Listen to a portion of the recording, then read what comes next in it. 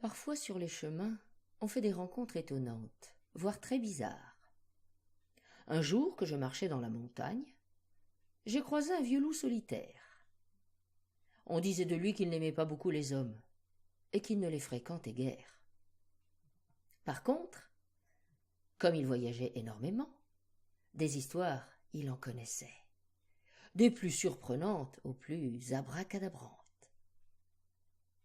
Et un jour, qu'il était de bonne humeur, ce qui n'était pas si fréquent, il eut pris l'idée de m'en conter une.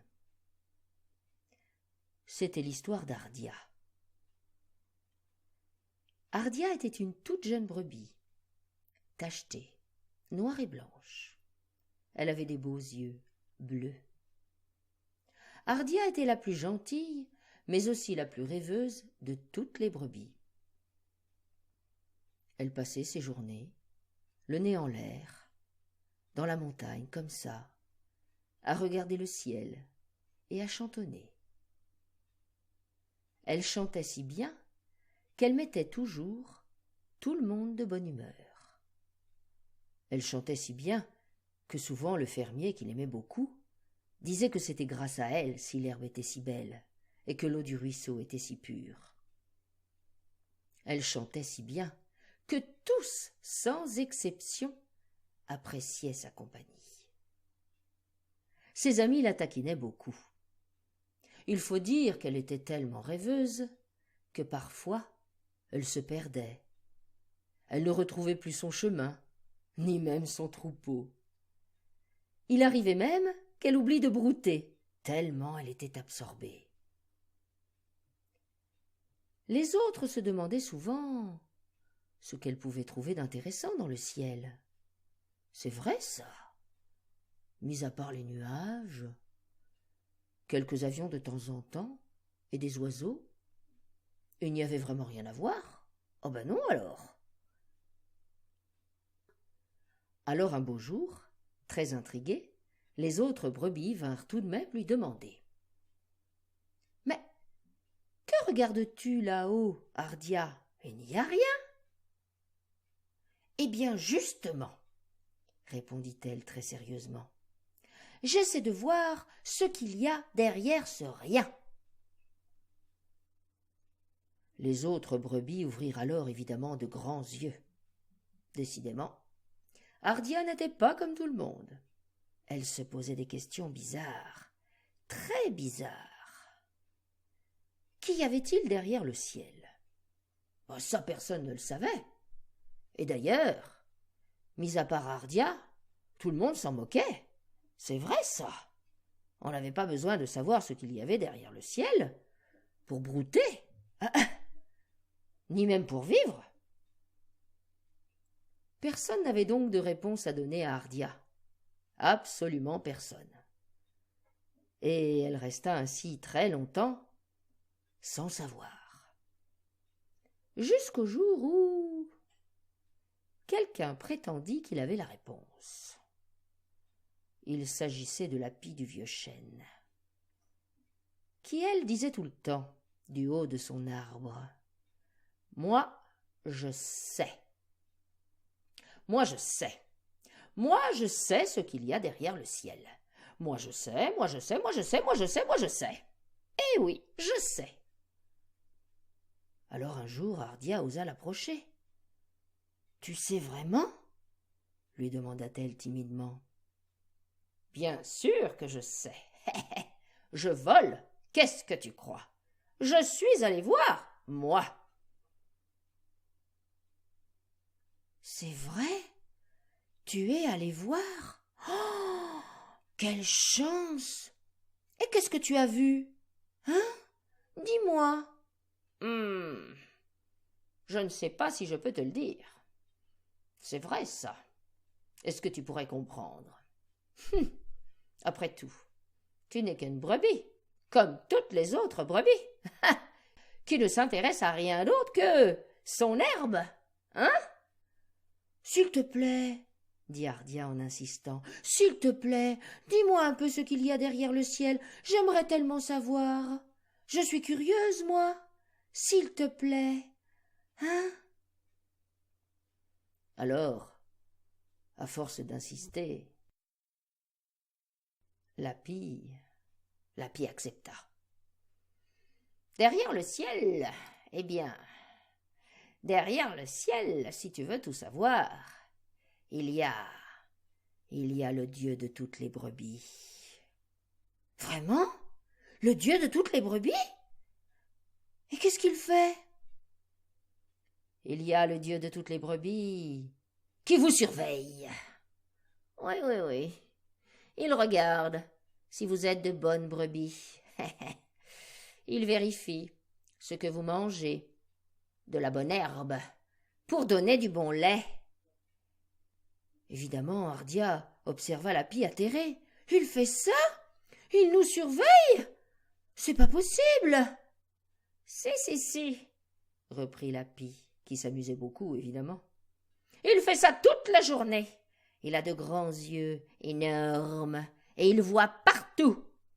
Et il sait qui, dans ce troupeau, n'est pas une bonne brebis. Hein? Celle qui ne donne pas du bon lait, par exemple, pour faire du bon fromage. Moi je sais, moi je sais, moi je sais, moi je sais, moi je sais, moi je sais, moi je sais ce qu'il y a derrière le ciel. Je suis allé voir. » En entendant ces mots, vous imaginez un peu la pauvre Ardia, dans quel état elle était. Sans plus dire un mot, elle s'éloigna du vieux chêne. Les idées s'embrouillaient dans sa tête, et voilà ce qu'elle pensait. Mais alors, s'il me surveille, s'il voit que je ne fais pas du bon lait, c'est que je suis la plus mauvaise de toutes les brebis. Moi, je chante, je regarde le nez en l'air, le beau ciel bleu, justement, parce que voilà ce qui me plaît. Mais je ne fais pas de lait, même pas une petite goutte, même pas une petite goutte. Triste et songeuse, la pauvre Ardia alla se réfugier toute seule dans un petit recoin du grand champ. Et les jours qui suivirent, ce fut pareil. Plus rien n'intéressait Ardia, absolument plus rien. Elle passait toutes ses journées, seule, triste, au fond du champ. Elle ne chantait plus, elle ne regardait plus le ciel. Elle restait ainsi, tête basse, sans rien faire.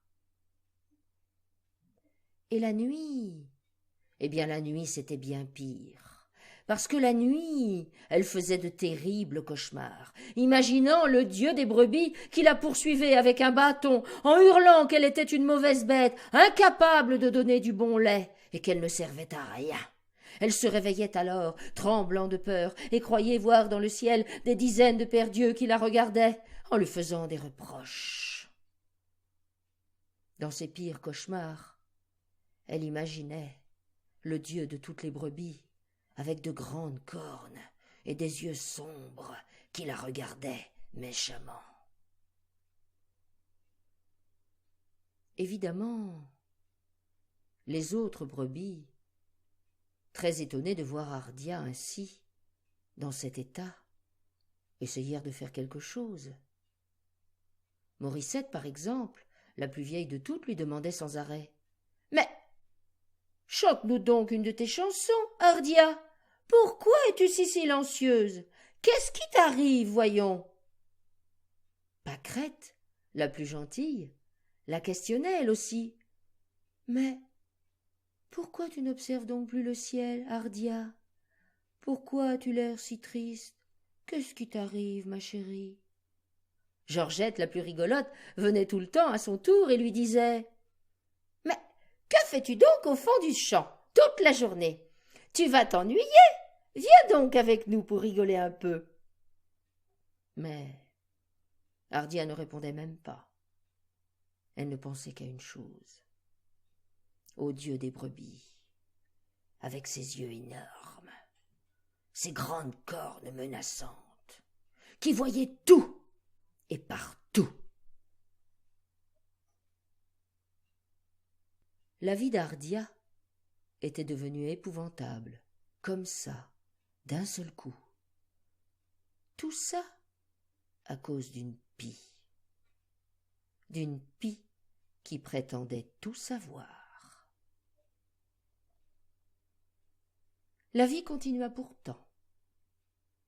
Et petit à petit, l'herbe du champ changea. Elle n'était plus grasse, belle, verte comme avant. Et les brebis du troupeau trouvaient qu'elle avait mauvais goût. Pareil pour l'eau du ruisseau. La jolie cascade, que tout le monde appréciait, s'était transformée peu à peu en un petit ruisseau tout rikiki. Il n'y avait même plus assez à boire pour tout le monde. Très vite, le fermier, qui aimait beaucoup son troupeau et qui prenait soin de lui, se rendit compte que quelque chose n'allait pas. Ses brebis donnaient de moins en moins de lait, et en plus, il n'était pas bon du tout. Impossible de faire du fromage avec. Que se passait-il? Il alla voir Morissette et lui dit « Mais qu'avez-vous donc, mes brebis? Votre lait n'est plus ce qu'il était. »« Ah, c'est à cause d'Hardia, » répondit Morissette. « Elle ne chante plus. Elle ne parle plus au ciel, comme avant. Elle ne regarde plus les nuages, le nez en l'air, pensive. Et depuis ce temps, eh bien plus rien ne va. Il y a de moins en moins d'herbe, et en plus, elle est mauvaise. Et notre belle cascade, elle aussi a disparu. À la place, il n'y a plus qu'une flaque d'eau boueuse et puante, et personne ne veut aller y boire. Ah non, alors, c'est bien trop dégoûtant. » Le fermier, évidemment très intrigué, décida aussitôt d'aller voir Hardia pour savoir ce qui se passait. Tout doucement, parce que, comme je vous l'ai dit, il aimait beaucoup ses brebis et les respectait énormément, il s'approcha d'elle. Elle pleurait. Oui, oui, même les brebis peuvent pleurer, lorsqu'elles sont tristes, par exemple. « Mais qu'as-tu donc, Hardia? Qu'est-ce qui t'arrive, hein ?» Alors au début, Hardia avait tellement d'émotions qu'elle ne pouvait même pas répondre. Parce que lorsqu'on a beaucoup d'émotions, parfois, eh bien c'est comme ça. On dirait que les choses sont bloquées dans notre gorge et les mots ne veulent plus sortir. Ils ne peuvent plus. C'était pareil pour Hardia. Mais le fermier, qui était très patient, insista pendant de longues heures en la caressant, sans rien dire. Et puis, à la fin de la journée, de nouveau, il lui demanda « Allez, ma chérie, dis-moi, qu'est-ce qu'il y a? Pourquoi es-tu si triste ?»« C'est à cause du dieu des brebis. Il voit bien que je suis mauvaise, que je ne donne pas de lait, et que je ne sers à rien, rien du tout, que je suis complètement inutile. » C'était donc ça. Évidemment, le fermier n'en revenait pas. Et il voulut en savoir davantage. Alors Hardia lui raconta toute l'histoire. La pie du vieux chêne, le dieu des brebis, avec ses grands yeux énormes et ses cornes gigantesques, qui regardaient partout et qui voyaient qui était une bonne brebis et qui ne l'était pas, évidemment. Le fermier prit alors sa brebis par l'encolure, la caressa encore longuement et lui dit « Tu sais, Hardia, sur la terre, il y a toutes sortes d'êtres, toutes sortes de personnes, toutes sortes d'animaux. Chacun a sa place. Et aucune place n'est meilleure qu'une autre. C'est comme ça. On pourrait dire qu'il existe un juste équilibre et que tout est parfait. Alors par exemple, il y a les bergers qui élèvent leurs brebis, qui s'occupent d'elles toute la journée pour qu'elles soient bien. Il y a aussi des maçons qui construisent des maisons. Il y a des funambules qui marchent sur des fils. Il y a des poètes qui parlent aux étoiles. Il y a tous les autres. Comme je te le dis, chacun a sa place. Et personne ne peut remplacer personne, parce que tout le monde est unique et que tout est parfait. Et pour les animaux, eh bien c'est pareil. Il y a par exemple des vaches qui donnent du lait. Il y a des brebis, des chèvres. Il y a des poules qui donnent des œufs, par exemple. Et il y a des petites hardias comme toi, qui chantent des chansons toute la journée, en regardant le ciel. C'est leur travail, leur mission de vie, on pourrait dire. Elles ont un rôle à jouer. Car tu sais pourquoi? Eh bien parce que grâce à leurs chansons, qui sont si douces et si belles, eh bien, l'herbe à côté est toujours délicieuse et abondante, et que l'eau des ruisseaux est toujours très pure. Voilà à quoi servent les petites brebis comme toi, à rendre la vie des autres plus belle. Et tu sais, c'est sacrément important comme rôle que rendre la vie des autres plus belle. C'est une belle mission que voilà, une très belle mission qu'il faut savoir honorer, Hardia, et respecter. Il faut la faire avec le cœur, cette mission, et surtout ne pas écouter de vieilles pies aigries qui n'ont rien d'autre à faire que critiquer les autres. Hardia regarda alors le fermier avec ses grands yeux, pleins de reconnaissance, évidemment. Elle lui caressa même la joue avec sa longue langue râpeuse. C'est ainsi que les petites brebis disent merci. Et oui. Depuis ce jour, Hardia a retrouvé le sourire. Elle passe à nouveau toutes ses journées à chanter, à rêver, le nez en l'air. Elle ne donne toujours pas de lait, évidemment. Mais qu'est-ce que ça peut bien faire? Elle sait maintenant ce qu'elle fait là et quelle est son importance, comme tout le monde. Elle connaît sa place et elle en est fière. On dit même que parfois, lorsqu'elle aperçoit la pie du vieux chêne, eh bien, pour rire évidemment, elle lui tire la langue et s'en va en trottinant. Le vieux loup solitaire, dont je t'ai parlé tout à l'heure, il connaît bien Hardia. C'est une de ses amies. Et lui, il sait bien que le Dieu de toutes les brebis n'est pas comme ça. Ah non alors, au contraire. Le soir, à la nuit tombée, le Dieu de toutes les brebis, il ferme ses yeux. Et il s'endort paisiblement, en écoutant les murmures d'une petite brebis rêveuse et peu ordinaire, qui savait chanter et mettre en joie tout le monde. Voilà, c'était sa mission à elle, c'était sa façon à elle de servir le monde, parce que tu sais, chacun a une mission particulière pour servir le monde et lui faire du bien.